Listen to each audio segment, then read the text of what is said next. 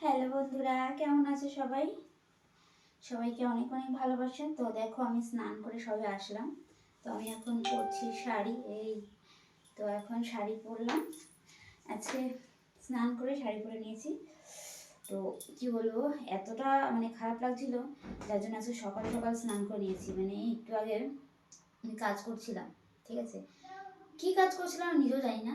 তো কাজ করতে করতে এতটা কি বলবো,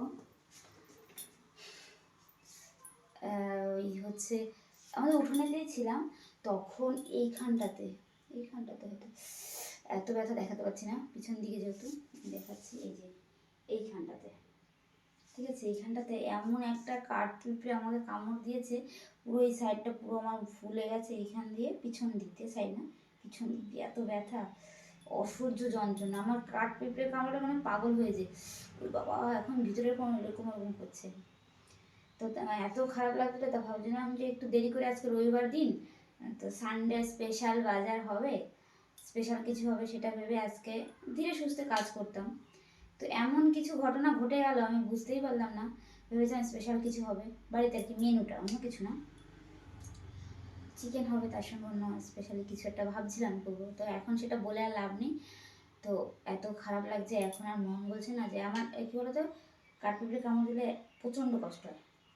তো কষ্ট সহ্য করতে না পেরে আমি চলে গেলাম বাথরুমে। সোজা বাথরুমে গিয়ে মানুষ কি করে, ফ্রেশ হয়, আরামসে স্নান করে ফ্রেশ হয়ে আসলাম। এখন এই যে ঘাটটা জল দেওয়ার পরে একটু ভালো লাগছে, কিন্তু ভীষণই কষ্ট হচ্ছে।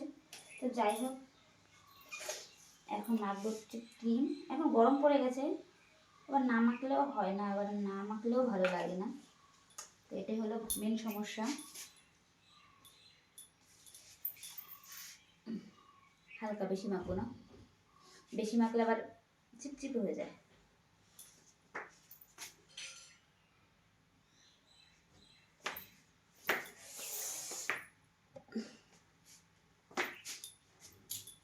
এভাবে কামড় দেবে আমি বুঝতে পারিনি, কি বলবো, এইভাবে যে কামড় দেবে।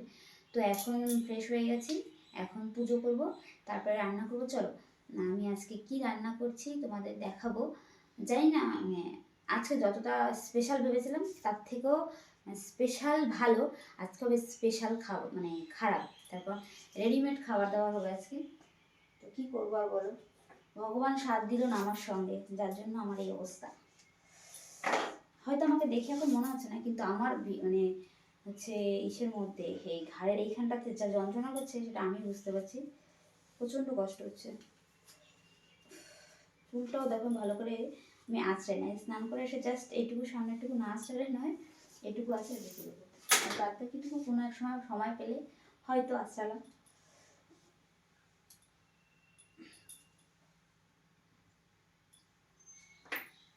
তো কামড়ানোর জায়গা পেলো না, একদম এমন জায়গায় কামড়ে দিয়েছে যে আমার নড়তে চড়তেও আজকে কষ্ট লাগছে।